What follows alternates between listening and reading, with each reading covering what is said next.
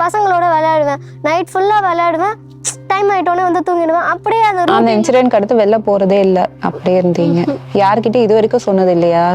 ஆனால் ஒரு கட்டத்தில் அம்மா வந்து டவுட் ஆனாங்க. என்னன்னா எனக்கு வயிறு வலி, அந்த இன்சிடென்ட் அப்புறம் வயிறில் டேமேஜ் ஆரம்பிச்சது. என்னன்னா யூட்ரஸ் இன்ஃபெக்ஷன், பிளாடர் இன்ஃபெக்ஷன். அது ஆரம்பித்ததுக்கப்புறம் ரொம்ப இப்போயே ஒல்லியாக இருக்கேன்னா, அப்போ ஓரளவுக்கு கொஞ்சம் லைட்டாக சதை இருந்தது. ஓரளவுக்கு ஸ்கூல் பிள்ளையில் லைட்டாக சதை இருந்தது. ஒரு 1 மந்தில் அப்படி ஒரு வெயிட் லாஸ் ஆகிடுச்சு.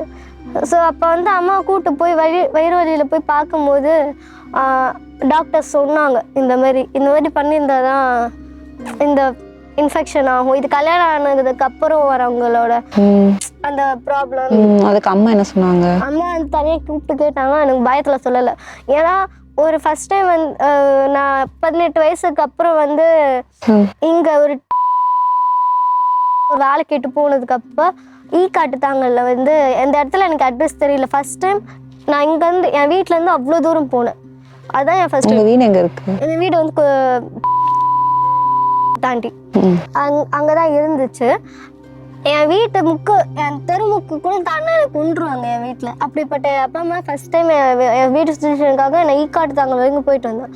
அங்கே எனக்கு இடம் தெரியாதனால ஒரு ஆட்டோக்கு என்கிட்ட அட்ரஸ் கேட்டேன். அந்த ஆள் என்கிட்ட பேட் டெஸ்ட் பண்ண ஆரம்பிச்சிட்டான்.